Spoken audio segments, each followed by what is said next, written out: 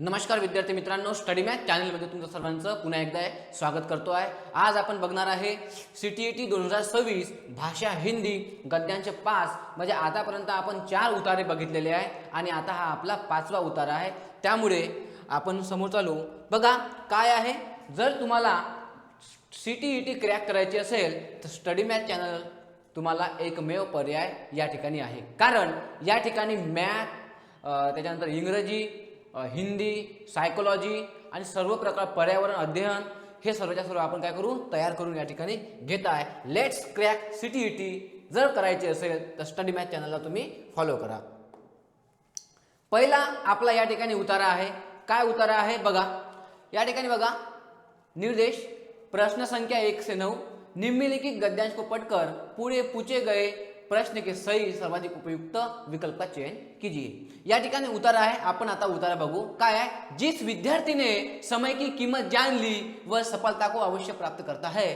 प्रत्येक विद्यार्थी को अपनी दिनचर्या की समय सारणी अथवा तालिका म्हणजे टाइम टेबल बनवायचा आहे, उसका पूरी दृढ़ता से पालन करना चाहिए। जिस विद्यार्थी ने समय का सही उपयोग करना सीख लिया उसके लिए कोई भी काम असंभव नहीं है। कुछ लोग ऐसे भी हैं जो कोई काम पूरा न होने पर समय की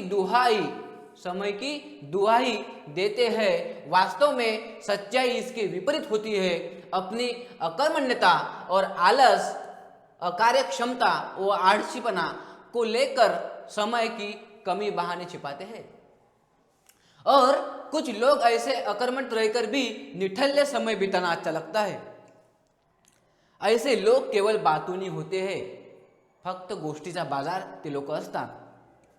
दुनिया के सफलतम व्यक्तियों में सदैव अकार्य व्यवस्था यानी कार्य व्यस्तता जीवन बिताया है। जो सफलतम व्यक्ति है जैसे कि टाटा, बिरला, अंबानी, ये सफल व्यक्ति है। ओके, तो दुनिया में अथवा प्रकृति में हर वस्तु का समय निश्चित है। समय बीत जाने के बाद कार्य फलप्रद नहीं होता। एकदा वेळ निघून गेली की ते कार्याला काही महत्त्व राहत नाही, कारण की त्या कार्याचं फळ आपल्याला भेटत नाही। त्यामुळे टाइम ही अतिशय महत्त्वाचा वेळ आहे, म्हणजे स्थिती आहे या ठिकाणी या उतार्यामधून आपल्याला दिसून येते। तर यावर आता आहे प्रश्न। आपण उतारा वाचून घेतला, समजून घेतला, समजून घेतला आणि आता यावर आपल्याला 9 प्रश्न आहे। ते 9 प्रश्न आपल्याला उतारा वाचला त्या उतार्यातून आपल्याला सॉल्व करायचे आहे। पहला प्रश्न है, विद्यार्थी को सफलता प्राप्त करने के लिए आवश्यकता है, क्या आवश्यकता है? खाली ऑप्शन दिलेला है, समय की दुहाई देना, समय की कीमत समझना, समय बर्बाद करना या सही समय पर आराम करते रहना। या ठिकाणी 4 ऑप्शन आपल्याकडे आहे। प्रश्न काय आहे, विद्यार्थी को सफलता प्राप्त करने के लिए आवश्यकता है, क्या है आवश्यकता? समय की कीमत समझना, समय की कीमत समझना हे याचं उत्तर असू शकते। बघा काय उत्तर आहे, बरोबर आहे, समय की कीमत समझना, समय की कीमत समझना। आता कसं सुरुवातीच्या गद्यांशमध्ये जे आपल्याला दिलेलं आहे, काय दिलेलं आहे, विद्यार्थी को सफलता प्राप्त करने के लिए समय की कीमत को समझना आवश्यक है। विद्यार्थ्याला जर आपली आवश्यक ध्येय गाठायचं असेल, त्याला वेळ ही खूप महत्त्वाची आहे आणि वेळेला महत्त्व दिलं पाहिजे। या ठिकाणी या गद्यांशामधून आपल्याला माहिती पडते। या ठिकाणी काय आहे, समय की किंमत समझना, वेळेची किंमत आपल्याला समजायला पाहिजे। नेक्स्ट आपण जाऊ प्रश्न दूसरा, दुनिया में सफलतम व्यक्ति को सफलता का रहस्य क्या है? दुनिया में सफलतम व्यक्ति, दुनिया में सफल जगामध्ये सफल झालेले व्यक्ती, त्यांनी आपलं ध्येय निश्चित गाठलेले व्यक्ती, अशा व्यक्तींना काय सफलता का रहस्य क्या है? अशा व्यक्तींचं काय स्ट्रॅटेजी आहे, काय रहस्य आहे अशा व्यक्तींचं? कारण काय आहे? 4 कारण या ठिकाणी दिलेलं आहे। एक कारण आपल्याला चूज करायचं आहे। समय का दुरुपयोग करना नसू शकते, अजिबातच नाही। समय को बर्बाद करना हे पण नसू शकते। सफलतम व्यक्ती कधीही वेळेला बर्बाद करत नाही, वेळ आपल्या हातून जाऊ देत नाही। समय का सदुपयोग करना हे असू शकते, समय का सदुपयोग करना या सही समय पर आराम करते रहना अजिबात नाही। जर वेळ असेल, आपल्यापाशी समय असेल, वेळ असेल, तर त्या वेळेमध्ये आराम न करता आपण काम केलं पाहिजे. म्हणजे काय तर समयाचा सदुपयोग करणं. म्हणजे दुनियामध्ये जे सफल व्यक्ती झालेले आहेत त्यांनी काय केलं आहे, वेळेचा उपयोग केलेला आहे, वेळेचा योग्य उपयोग या ठिकाणी केलेला आहे. उत्तर काय आहे, समय का सदुपयोग करना. मित्रांनो या ठिकाणी हिंदीमध्ये दिलेला आहे, दुनिया के सफलतम व्यक्तियों की सफलता का रहस्य समय का सदुपयोग करना है रहा है. दुनिया के सफलतम व्यक्तियों ने सदैव कार्य व्यस्तता जीवन बिताया है और समय का सदुपयोग किया है. त्यांनी कधीही वेळेला खूप महत्त्व दिलेले आहे, कधीही वेळेचा दुरुपयोग केलेला नाही आहे, म्हणजे वेळेचा उपयोग केलेला आहे, सदुपयोग केलेला आहे. नेक्स्ट जाऊ आपण. कुछ लोग, प्रश्न तीसरा, कुछ लोग समय की कमी के बहाने क्या छिपाते हैं. कुछ लोग समय के कमी के बहाने क्या छिपाते हैं. 4 ऑप्शन आहे. अपनी अकर्मण्यता और आलस म्हणजे अकार्यक्षमता आणि आळशीपणा. त्याच्यानंतर अपना निठल्लापण, काहीच काम न करणे, निठल्ल्यासारखे बसून राहणे, निठल्ल्यासारखे टाइमपास करणे. अपनी कमिया, आपल्यातच काहीतरी कमतरता आहे, हे असू शकते का. की अपना बातूनी पण आणि की फक्त बाता, फक्त गोष्टी. तर यामधले काय ऑप्शन आहे बघा. कुछ लोग समय की कमी के बहाने क्या छिपाते हैं. तो कुछ लोग समय की कमी के बहाने क्या छिपाते हैं, तो अपनी अकर्मण्यता और आळस. मी हे करू शकत नाही किंवा मी म्हणजे आळशी, आळस लपवतात आळस. आळस लपवल्यावर काय होते की समय की कमी हा बहाणा राहते, माझ्याकडे वेळ नाही, समय की कमी है, मेरे पास समय की कमी है. अशा पद्धतीनं काय करतात लोक की अपनी अकर्मण्यता और आळस हा ये छिपाते है. क्योंकि प्रस्तुत गद्यांशमध्ये आपल्याला दिलेला आहे कि कुछ लोग समय की कमी के बहाने अपनी अकर्मण्यता और आळस को छिपाते हैं. कुछ लोग ऐसे भी है जो कोई काम पूरा न होने पर समय की दुहाई देते हैं. ऐसे लोग केवल बातूनी होते हैं. महत्वाचं काय आपल्याला, आपला आहे अपनी अकर्मण्यता और आळस, हे याचं उत्तर आहे मित्रांनो. प्रश्न 4 आपल्याकडे आहे. काय आहे प्रश्न 4. कार्य किस स्थिती में फलप्रद नहीं होता. कोणत्या परिस्थितीमध्ये आपलं काम किंवा आपल्या कामाचं आपल्याला फळ भेटत नाही. कुठली परिस्थिती आहे, काय ही परिस्थिती. समय न आने पर, क्या समय कम होने पर, क्या समय बीत जाने पर, क्या समय अधिक होने पर. काय आहे कारण काय आहे त्याचं की समय बीत जाने पर कोई भी कुठलाही काम केल्यानंतर, वेळ गेल्यानंतर त्याचं फळ आपल्याला भेटत नाही. कारण काय आहे कि दुनिया अथवा प्रकृति के प्रत्येक वस्तु का समय निश्चित है. एक वेळ निश्चित केली आहे, 24 तासाची घड्याळ निश्चित केली आहे, 24 तासाची घड्याळ निश्चित केली आहे. हे एक वेळ ठरवलेली आहे आणि कुठलेही काम जर करतो म्हटलं तर आपल्याला ते काम वेळेमध्ये पूर्ण करायचं आहे, कारण या ठिकाणी काय दिलेलं आहे, समय बीत जाने पर फलप्रद नहीं होता.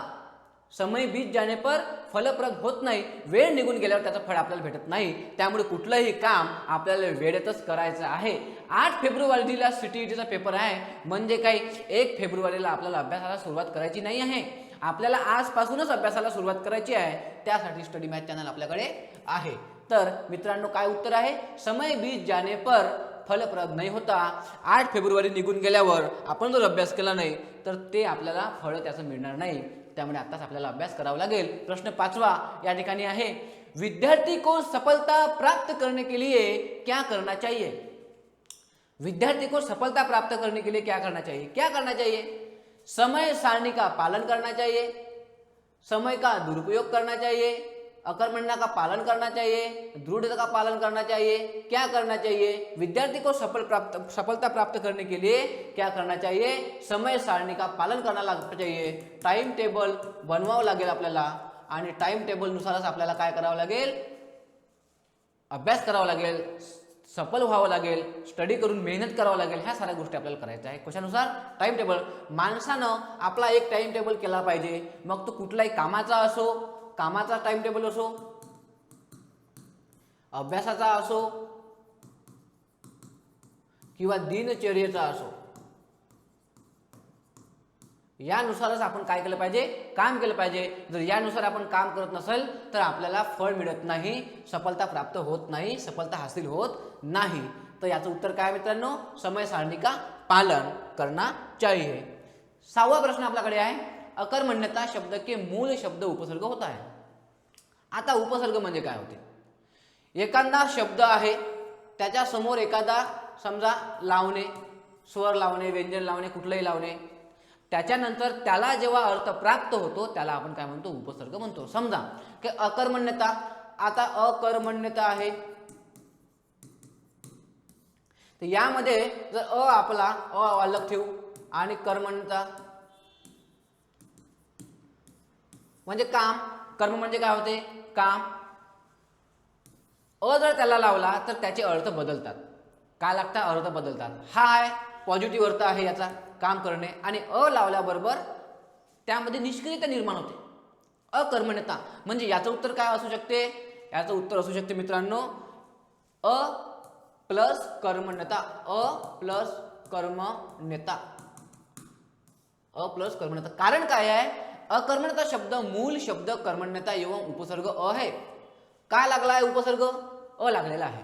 त्याच्यानंतर ऐसे शब्दांश जो शब्द के प्रारंभ आदि जुड़कर उनके अर्थ में कुछ विशेषता लाते हैं या नए शब्द का निर्माण होते हैं। म्हणजे असा उपसर्ग जर लागला तर त्यामध्ये एक तर काय होते, त्याचा सरळ सरळ अर्थ बदलते।